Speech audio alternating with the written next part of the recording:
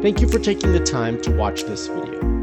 Reproductive endocrinology, or fertility treatment, has changed rapidly over the last few years. But what has not changed is the experience of a dedicated team to help you achieve your goal of having a family. There is a balance between the physician who performs the procedures and the dedicated team of laboratory staff that helps create these miracles. This video will take you behind the scenes of what we do to make these things happen. We will go right inside the operating room to see an actual egg retrieval and the other procedure of doing a transfer. We will be discussing what goes on in the laboratory as soon as the eggs are brought to the embryologist, how they are handled, and how they are prepped for implantation.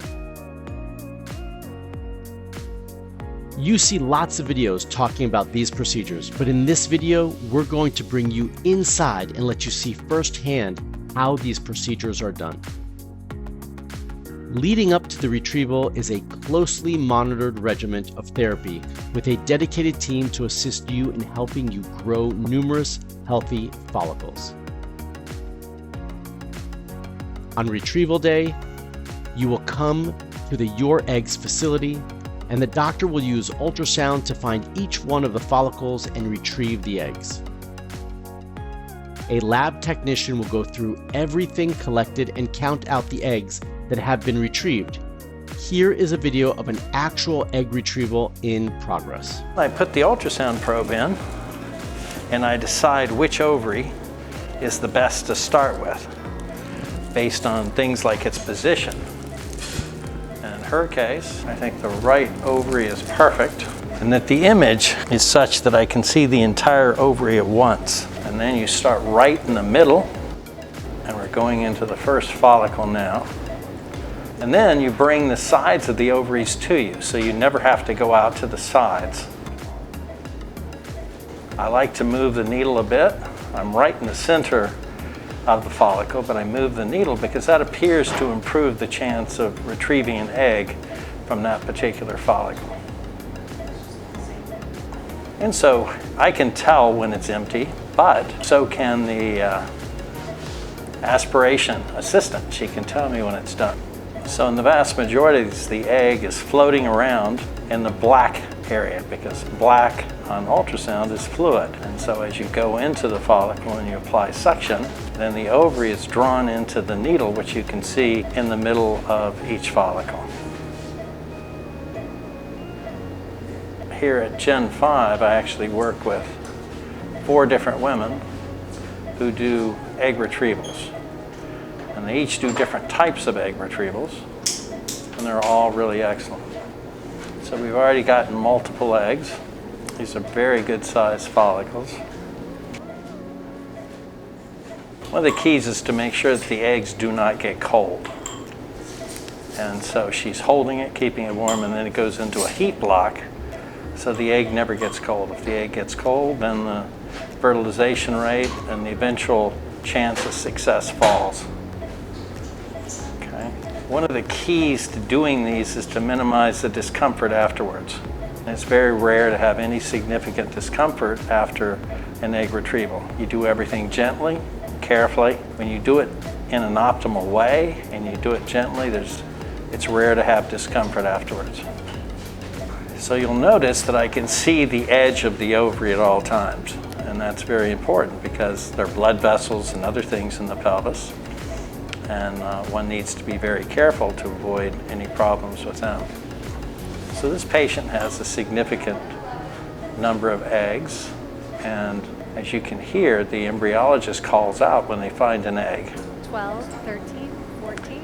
And then we have an RN, a nurse in the room, who notes each egg that's found and what follicle it was found in.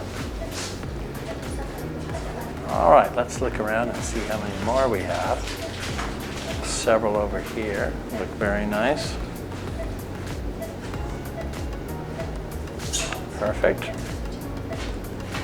All right, so we're coming to the end of this particular ovary. All right, now we're going to go into this large follicle here. Go right to the center.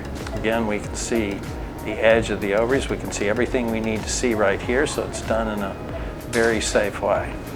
So egg retrievals usually take 10 minutes, something like that, 5 to 10 minutes. But the length of an egg retrieval depends on the number of follicles that you have to go into. Get this last little one here. We go for any follicle that's roughly 10 millimeters or larger, because occasionally you can get mature eggs even from smaller follicles. Anytime you move across the ovary, that's when you're extremely careful with how you do it. So when you go into a follicle, you don't know where the egg is. It could be floating in the liquid material within a follicle, or it could be up against one wall or the other. So you can see that each follicle takes, let's say, 5 to 10 seconds, something like that. And it appears that this ovary is done. So at the end of a procedure, you always check to make sure that there's no blood in the pelvis. That would indicate that there was bleeding during the case, and there's absolutely no blood here. She did wonderfully. We're done. These eggs are brought to the laboratory where the embryologist will inspect each of the eggs, looking for the healthiest and most likely to succeed eggs available. She then introduces a sperm to fertilize the egg, in which the egg starts to divide and creates what is called a blastocyst, where the outer lining of the egg ruptures, allowing cells to escape. At this point, the blastocyst is ready for transfer, in which it is transferred into the uterus so the pregnancy can begin. This entire process can be handled in a single day. Each of these procedures, both the retrieval and the transfer, takes approximately 20 minutes with very little stress for the patient. And the next thing we're going to do is put a speculum in so we can find your cervix. And then we're going to get your cervix in the perfect location. We're going to get the speculum set up exactly right. And then we'll be ready to clean the cervix. So your cervix looks excellent. It does have some mucus on it that we'll clean off, because we don't want an embryo to get stuck in the mucus. We will clean any cells, bacteria, viruses, all those things. We'll get rid of those things, because we don't want those things to go inside the uterus, because the uterus is sterile. There's nothing in the uterus, and we don't want to introduce anything to it. That's part of it. That's an attempt to make sure that there's no significant bacteria that can possibly get into the uterus. So what we're going to do next is we're going to put the ultrasound probe in, and we're going to look at exactly what we want to do here. So there are different ways of doing transfers, but the way we do it is we put in an outer catheter.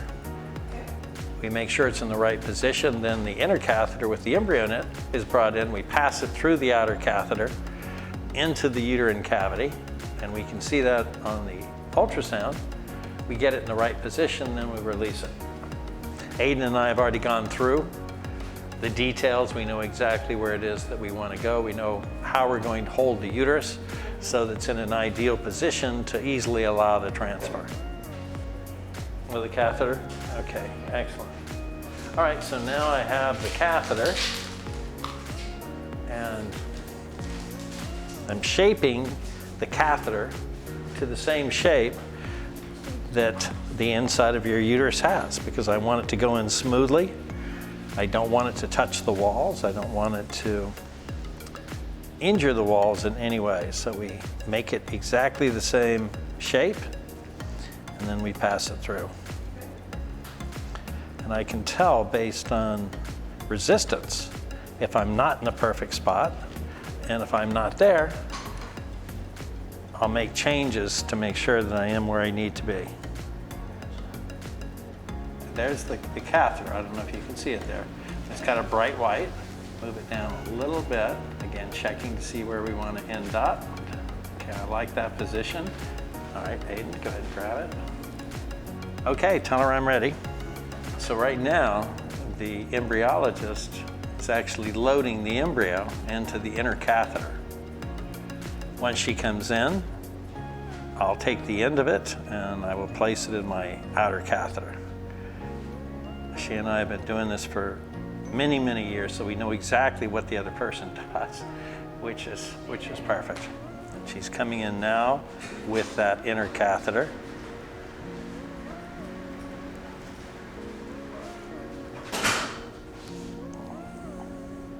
Now I'm placing it into the outer catheter, and then in just a moment we're going to be able to see it come out.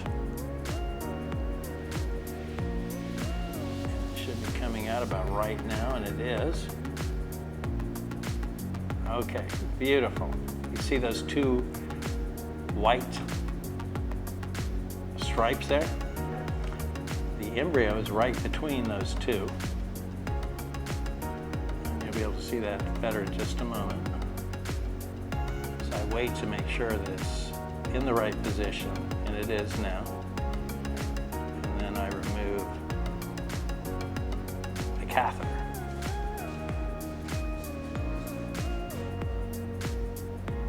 Perfect. And now it's out. You can see again, you can see those two white lines, one right over the other. See that? And the embryo is right in between. It's right at the end of the cavity. It's in a perfect position. So you should have an outstanding chance of success. She's checking the catheter now because occasionally an embryo will stick in the catheter. And in this case, it didn't, so we're good. I'm going to do one last thing. I'm going to put a suppository in. And the reason I put a progesterone suppository in is that progesterone causes the uterine cavity, the uterus, I should say, to soften, because we don't want any contractions after the embryo's in place. And so I placed the progesterone capsule underneath the cervix. So just take a deep breath and then slowly let it out.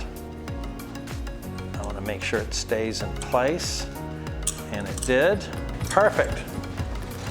All right, you had an outstanding transfer. Great work. Best of luck to you. As I mentioned, you should have an outstanding chance of success. We hope that you enjoyed these videos that showed you an inside look at what we do here at the YourEggs agency. Your journey to parenthood is our priority. Thank you for entrusting us with this important chapter in your life.